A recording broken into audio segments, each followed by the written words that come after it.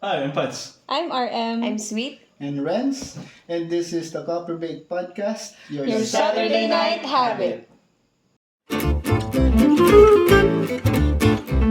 This is the Coffee Break Podcast.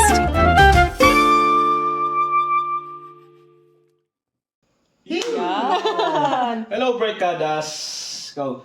So, sa episode na to, we all know that friendship, nabubuo siya with common understanding or same interest or mutual understanding.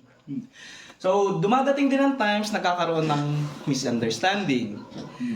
Mga simpleng bagay na hindi natin alam na Papagkasunduan. maaring lumaki at dumating sa hindi na magkasundo. Last episode, napag-usapan natin is yung friendship which is opening ng ating season with Sweet and RM, yung childhood friendship natin. Kamusta yung last episode? Nakapag ano ba kayo? Ano yung na-realize nyo that time? Magkaaway pala tayo. Magkawin tayo doon. Magkaaway tayo dun. Sa totoo lang nahirapan ako. Nahirapan kayo? Yung last episode kasi parang feeling ko Wala kang friend. Charot. Joke lang, baka masaktan mga pinsan ko. Sa ikaw? Nahirapan din ako sa last episode. Ang hirap mag-isip ng... Tayo. Ang hirap kasi mag-isip. Yun nga, dun nga sa kisnisip, mahirap pag-isip pala na limited lang yung wala naman ako masyadong memories din sa mga childhood friends ko. Okay, sige. Sa episode na to, Ako hindi mo kang tatanungin. hindi. Sabi mo magkaaway tayo. Sige, ikaw. Hindi, ayoko na. Sama na loob ko. Sige Tampo ka na? patuloy ka na. So, sabi ko nga dito, sa episode na to, yung friendship, hindi rin naman maiiwasan magkakaroon ng misunderstanding, iringan, which is na possible dumating sa punto na tatanungin nyo na kung hanggang saan naabutin ang friendship nyo. No? Malalaman natin kung hanggang saan naabutin. Naniniwala ba kayo sa saying na, hindi pala, there is a saying na friends do come and go. Oo, parang- Do you agree or do you believe na friendship is not forever? Oo naman. Yes, I do believe it. Ang bilis. Okay, next question. Hindi, naniniwala ako na ang friendship hindi naman talaga nagla-last forever. Kasi sabi nga, darating ang time na magpa-part ways tayo. We still be friends, pero hindi yung kasing in touch gaya ng dati. Diba? Kasi syempre, pagdating ng panahon, hindi naman na... Pero friends kayo. Friends pa rin kayo. Pero, kumbaga makakonsider mo siya as ended na kapag hindi na kayo nakikita. Diba? Wala nang communication. Wala nang communication. Pag nakita kayo, saka na lang ulit na friend. Pero, yung parang yung hindi siya yung magiging ender na hanggang dito na lang. Kasi nag-part ways na kayo. Let's say, for example, nagpunta ka na ng Canada. Nandun ka na nag-stay. Diba? So, kapag nagkalayo na kayo, hindi na kayo friends. Kasi hindi uso sa akin chat eh. Tinapon ko na yung messenger. Hindi, joke lang. Maano din yun sa mga, yung tinatawag, kaya tayo merong tinatawag na high school friends, college friends. Tama, Kasi kalimitan sa mga, lalo na pag high school, parang pagka-graduate, ano na talaga, parang biglang wala na. Alam mo yun, parang, Okay, walang hindi man pansinan. lang, Kaya tapos nagkakasalubong na kayo, no? Sabi, Oo. parang hindi na kami kaklase. Grabe ka naman sa pagka ganun. Hindi naman ako ganun. ano ko yun, Ako? na-experience ko yun. Ako, ganun. Pero yung mga trabaho ko Talaga klase, yun. malabo lang ang mata. Ako naman siguro dahil nga selective ako yung tipo ng kaibigan na we grow apart but we keep in touch. Hindi na tayo nagkikita, di tayo nagkakausap. Pero kapag nag-usap tayo, parang walang nangyari, parang ganun. Ako yung ganung tipo ng Ako friend. hindi ko pa alam kung forever yung sa akin, friendship or hindi. Pero ito, kino-consider ko as forever. Kasi plastic nga. Bebe, will you marry me? Sige. Sige. Okay. Nakaranas na ba kayo nung ano ba daw, yung ideklara or yung sa husgado na FO tayo. ng friendship over. Tukur Nakaranas na ba kayo? Maghatol lang ganun. O ikaw, nahatulan ka na ba ng friendship over? Parang nag-decide ka na na, Na friendship over na to. Di, Natulan na kayo nun? di, ewan ko kung may nanghatol sa akin, pero ako wala naman ako. Wala kang nahatulan. Kasi, di ba, parang corny naman nun. Ay, epo na tayo. hindi mo naman sasabihin. Ay, hindi ba? Yung tipong, okay. Okay, yung sige, parang- ganyan ka. Okay, sige. Parang may building wall ka na lang Biglang may wall ka na tinayo. Pero hindi mo sinabi ng FO. Ako siguro naranasan ko na yun. Pero hanggang ngayon hindi ko matanggap or hindi ko ma-realize kung bakit ba tayo umabot sa gano'n na hindi natin papansin. Baka hindi mo Ay, binayaran. bala ka sa... Hindi ko... Napasok na naman yung utang. Hindi, ano yun. Close kami simula bata. Tapos may isang nangyari. Tapos after nun, parang wala lang ako sa kanya. Hindi, may pinag-awayan kami isang tao. Hindi naman talaga pinag-awayan. May isang tao na nag-connect sa aming dalawa na Siya rin yung cause. after nung, dahil sa taong yun, simula nun, hindi na talaga kami nag-usap. Or at least di niya ako kinakausap. Kahit nagkasalubong kami, di niya ako kinakausap. Ako Ewan ko ba bakit? Ako siguro kapag yung matagal na, yung wala ng communication, nagiging FO na. Tapos yung like for example doon sa season 1 na regrets, hindi niya ako totally sinibihan ng FO, pero sa sarili ko FO na yun. Yun. Dahil sa situation din. Ikaw nag-assume. Ha? Ikaw ang nag-assume na gano'n. Hindi naman kasi kailangan sabihin yun, nararamdaman yun, di ba? Ako wala akong maalala sa aking Wala. experience. Pero ano ba? Kailan dapat isalba ba o i-save yung friendship? Feeling ko pag meron kayong naipon sa isa't isa, yung alam nyo na malalim yung friendship na meron kayo, parang nakakapanghinayang na papabayaan na lang natin na Yung involvement talaga, no? Kung gaano kayo ka-involved sa isa't isa. May depth na yung relationship. So, possible hindi magkaroon ng friendship over yun? Posible. By choice. By choice? Pwede kasing magkalamat, pero pwede namang maayos ulit. Kasi, di ba, sa totoong buhay naman, tayong mga tao, magkakaroon tayo ng konting di pagkakaunawan, pero maya-maya naman, lumilipas din. Kumbaga yung, ano ba yung kasabihan na yun? Yung time heals ba yun? Time heals. Hayaan na lang ang panahon na maghilom. Lumilipat. Lumilipat. Ba't lumilipat? Pero dun syempre, hindi naman natin makakonsider na friends over na kapag walang hint, walang indicator, di ba? Yung tinatawag natin na red flags. For you guys, ano yung red flag sa inyo pagdating sa friendship? Sa akin or sa friendship? Or Sa iyo, para sa iyo, ano yung mga red flag mo para sa friendship? Ano yung may consider mong red flag? 5. Ako pagka may timer. Ano? 4. Ako ang tawag din para sa akin, red flag kapag hindi mo nirespect ang boundaries. Yun. Tama. At saka, pagka toxic, yun nga, nabanggit ko sa ating parang first episode. Paano po ma-consider toxic? Di ba? For me, kung ma-consider mo is toxic, ang isang tao kapag marami ng red flag. Yun. Ano nga yung red flag mo? Ang red flag ay yung mga na ugali. Ano nga yung red flag mo sa kaibigan? Sa akin? Oo, sa'yo. Red flag ko kapag... Kasi nag-iisip ako eh. Red flag ko kapag kumbaga, pinapatalo niya ako sa patag. Pinapatalo niya ako sa patag. Pilit niya ako pinapaikot. Yung mga ganon, yung minamanipula ka. Ganon. Pero alam mo naman yung mga dapat, di ba? Tapos ay hindi nagsasabi ng totoo. Pwede mo namang hindi sabihin pero kung sinabi mo tapos hindi pa totoo, di ba? Yun lang. Ang red flag talaga para sa akin, sa isang magkakaibigan na kunyari sa atin ay, yung halimbawa, 10 tayo, tapos may ilang nawala, tapos pag-uusapan natin yung mga nawala. Backstabber. Yung nag-i-initiate na pag-usapan yung tao na yun sa behind their backs, yun yung mga klase ng kaibigan na ayoko. Na hindi naman maganda yung intention. Oo. Not unless ang pag-uusapan nyo tungkol sa something na paano siya tulungan? Oo.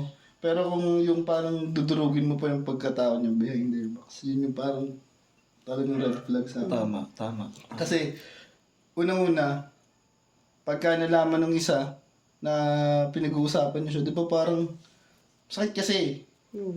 Kasi naranasan ko na may ganun palang nangyari, pinag-uusapan ako.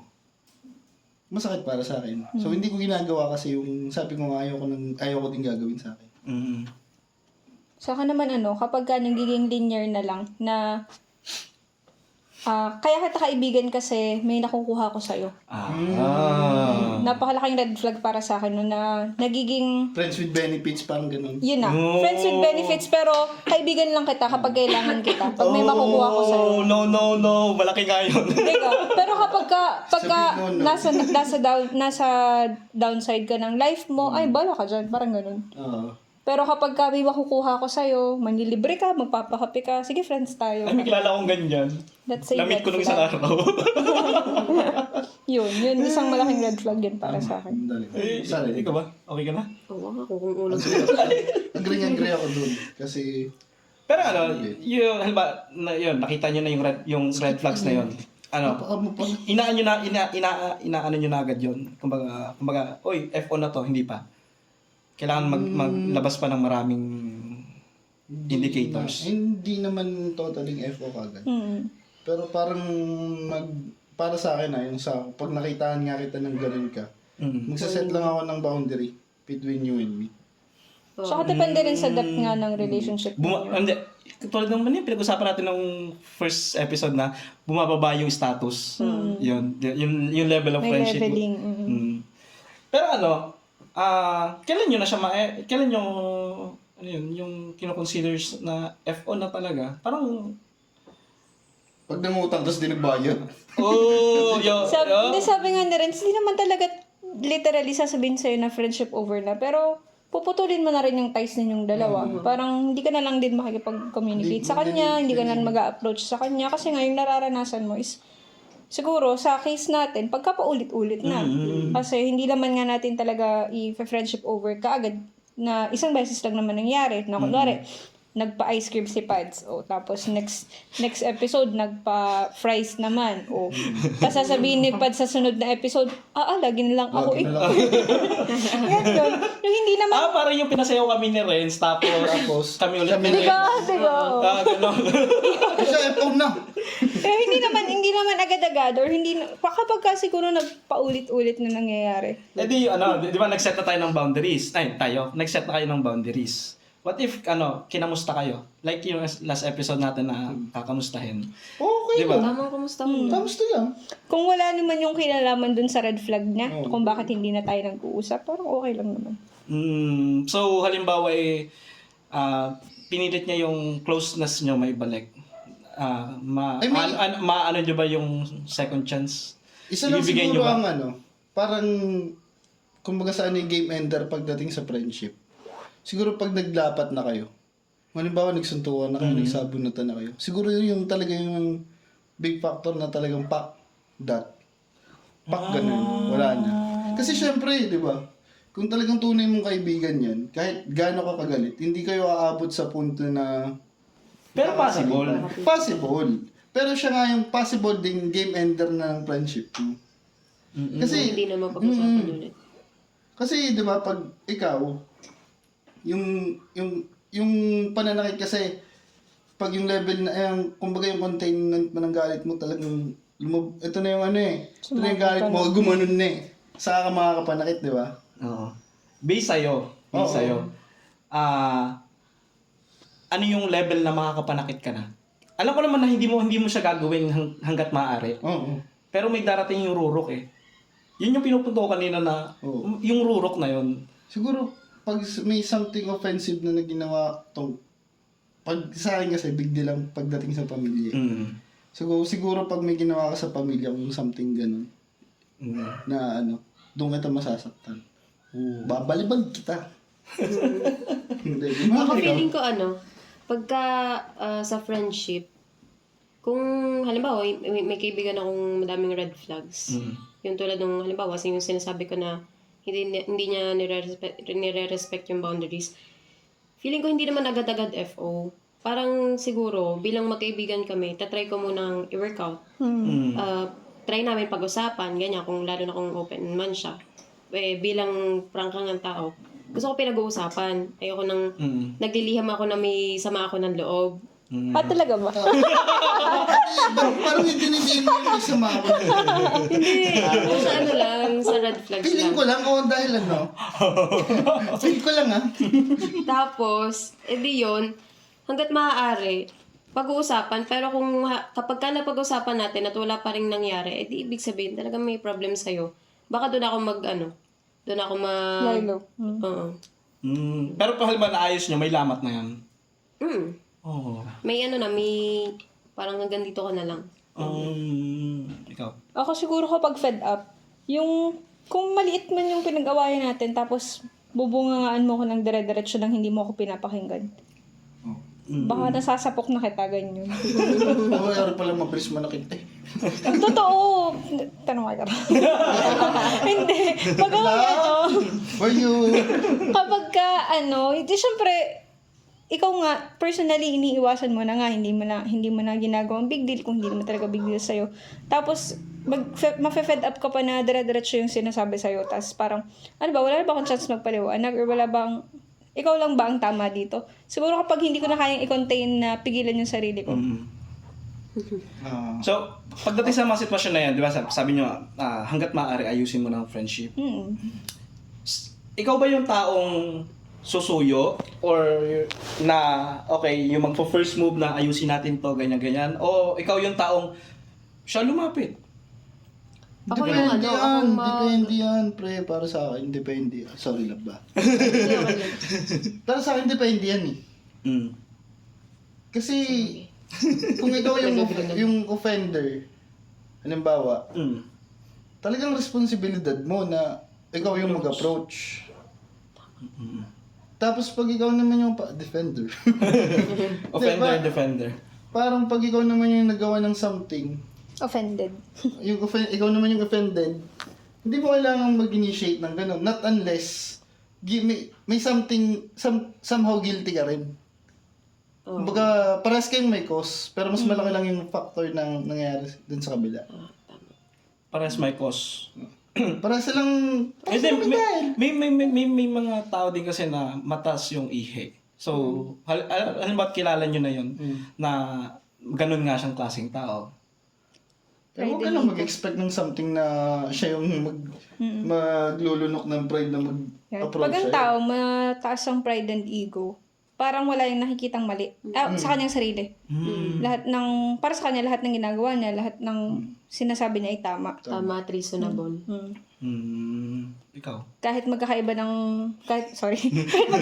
sitwasyon, magkakaiba ng approach, para sa kanya, lahat ng sinasabi niya, lahat ng ginagawa niya, yun yung tama. Kahit hindi applicable sa'yo. Kahit yung ikaw na magandang loob na ayusin yung friendship na to, tapos...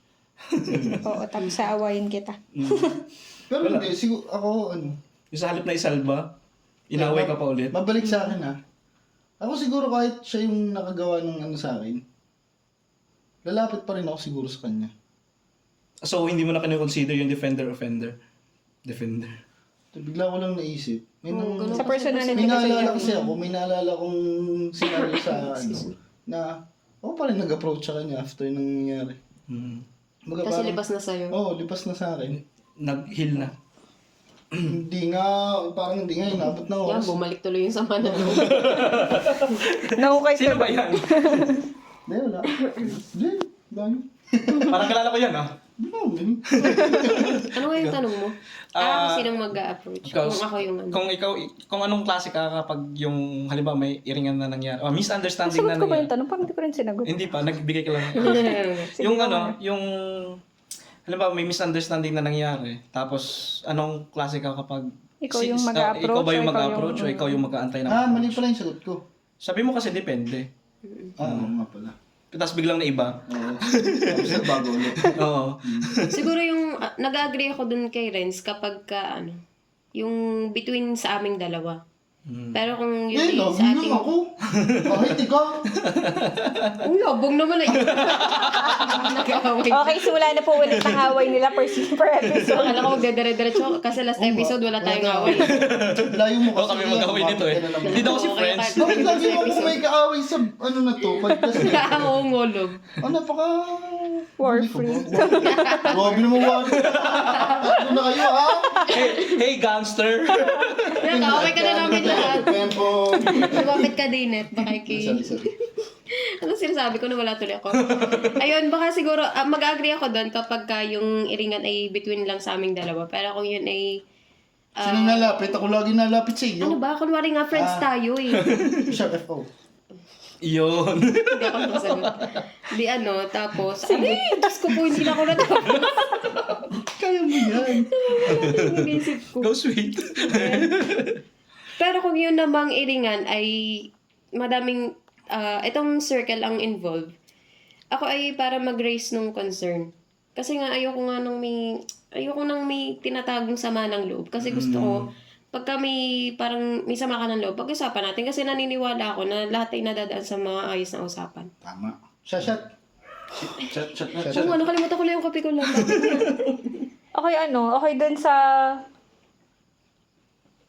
Hindi, ako yung makikiramdam muna kung kaya ko bang i-approach o hindi. May tinatawa. Ma-pride ito. hindi sa ma-pride. Ayoko kasing pangunahan kapag ka hindi ko alam kung ano talaga yung root. Lagi akong gano'n na, ayoko nung ang dami ko nang nasabi, tapos sa huli, hindi naman yun yung kinagagalit ko, bakit yun yung mga pinapaliwan? Kilala ko yan. Nag-overthink na ako, sobrang dami ko nang iniisip, sobrang dami ko nang, ang dami, nakapag-research pa ako kung bakit gano'n. Hindi pala yun. Diba? Tapos nakapag-thesis na pala agad. Nagawa na agad ng thesis. Ganun, kaya hindi rin ako confrontational na kaya kong sabihin na, ano bang problema? Ako bang problema mo? Hindi, kasi baka naman hindi ako yung problema. Nag-a-assume lang ako na ako yung problema. So, more on, kumbaga, ikaw yung Passive. nag-aantay ng approach, ganun? Parang ganun. Pero not in a bad way naman na, ikaw mag-sorry sa akin. Hindi naman ganun. Magsuri ka. Iintayin ko lang na, ano ba nangyari? Ako naman, ako yung laging nag-approach, ako yung humihingi ng sorry, kahit na hindi ako yung may kasalanan. Talaga ba? Ako yung... Hindi, promise. Medyo kasi ako... Lugar niya ako ha. Wala sa kape. Masama kasi ugali ko, actually. Oo. Hindi, mabait akong tao, pero masama ugali ko. Yun, iniintay ko yun. Kasi season 1, parang every episode nababanggit ni Pads yung mabait akong tao. Yan. Gusto mo ako. Ano kasi, kumaga, halimbawa, may iringan, may misunderstanding. Sabihin natin siya may kasalanan, tapos, ako pa rin hingi ng sorry at first place. And then, nasa kanya na lang kung tatanggapin niya sorry ko. Kasi hindi ako ma-pride, hindi ako maigon tao. So wala namang mawawala kung magsusorry ako. Ang sorry ay free, pero precious. Yes. Sa yun na. Mahirap din bitawan yung salitang sorry. Mahirap kasi sa akin ng ganyan. Parang ako kasi yung hindi ako basta-basta nagagalit eh. Naiiyamot ako pero hindi ako yung galit. Kumbaga, nasa sa'yo na lang kung paano mo tatanggapin yung salitang sorry. If i-consider mo ba, or ano. Hindi pa. Wala. Pero minsan may pagkakataon din naman na, oo, nag-uusap na tayo, pero iniintay ko pa rin yung sorry mo. Parang ganun. Sorry na. Sorry na. Okay. Ito isa. Sorry na. Yan! Sorry na. Kita mo. Iniintay pala. Hindi ikaw yung nag-approach. So guys, Actually, ito nga po pala yung public apology namin. Gusto po namin humingi ng sorry kay Sweet at mag-thank you. Ay, yan na. Kinikisig na ako sabi na eh. Sakit. Mali yung setup natin. Next time po, di na po kami pwede sa ganito. Medyo may edad na ho kami. Siya lang pala. Ayun, sa part natin, hindi naman masamang mag-antay ng sorry or magbigay ng sorry. Nasa natanggap na lang 'yon, no? So before mag-end tong video na to, anong may Video? ang episode na to? Oo. Ang video na nga ito. Wala sa buhay mo. Anong mabibigay niyong advice dun sa mga magfe-French French. French kiss? mga magkakaibigang possible mawala na yung friendship or yung mga pwede pang isalba hanggat maaari na Hanging by the rope. oo. Meron akong kanta dyan. Ano? Ayusin na natin hanggang may pagkakataon pa. Bye. Hindi ko alam eh. Hindi ko ngayon alam. Ako din. Parang Siguro ano yan, mga 1970s. ang mga alam ko kasi yung mga unang araw. Pero nandun siya sa ano na yun. Nandun siya sa mga era na yun. Kayo pala. Ay, sad sa Sorry bigla. guys, ang alam kasi yung smooth like butter. Wow. Ang alam mo yun, Billie Jean. Huwag kami, Dodong. Okay, back to the topic. Ano yung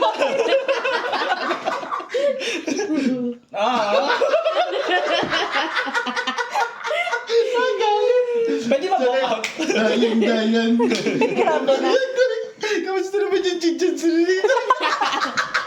Ano ba? Parang hindi pa nagko-comment si Ninong. Wala pa. Pero yung kapatid ko nag-comment na Ano doon. sabi? Naano ko doon sa submit ako. Okay, ikaw, ano mapapahin niyo doon sa mga magkakaibigan ng nasa bingit na ng yung isang sinulid na lang FO na. Ano na, yun na nga. Ayusin na habang may pagkakataon pa. Kasi never naman nauubos yung pagkakataon. Kumbaga, yung nasa sa'yo na lang pala kung paano ka mag-sorry. O kung ikaw yung nakagawa. Kung ikaw naman yung nagawan, kung hindi mo man mapatawad agad, at least maging open ka sa sasabihin niya. Yun lang. Tama.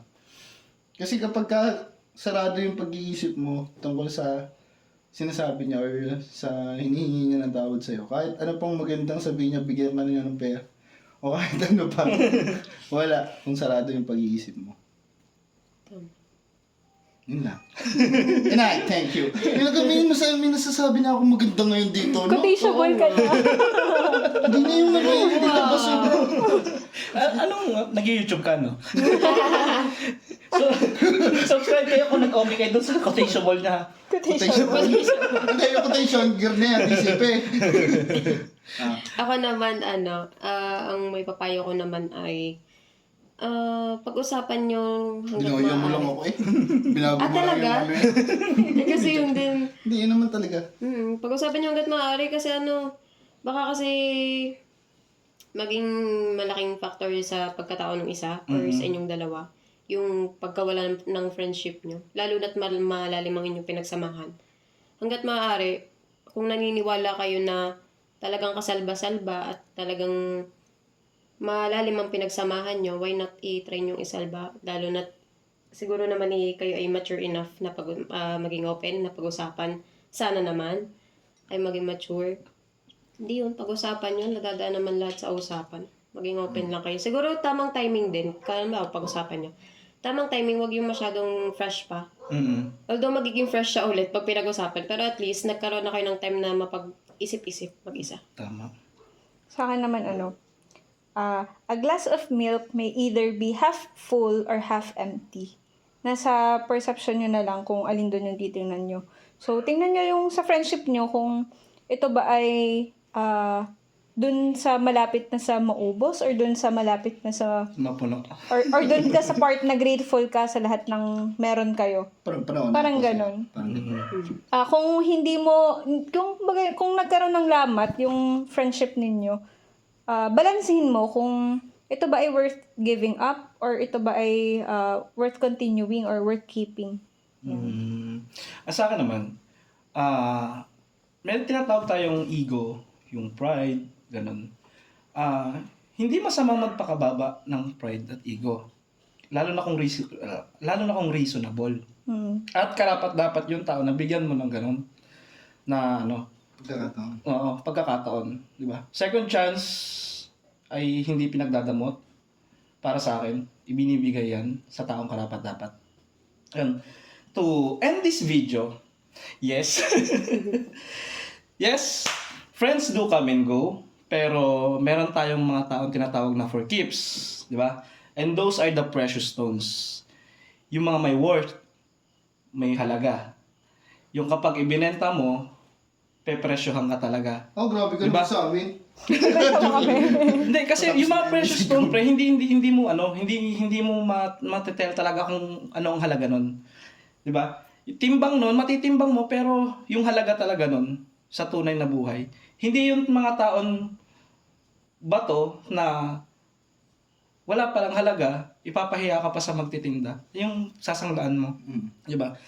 Na nagpapanggap pa lang diamond pero puwet lang pala ng baso. So, yun guys ang episode namin ngayon about friendship over. Hanggang sa naabutin ang friendship nyo. And see you sa next episode. Bye-bye. Yun. Shut na. Shut na. Sana ka? Yeah. Bye. Puro cookies yung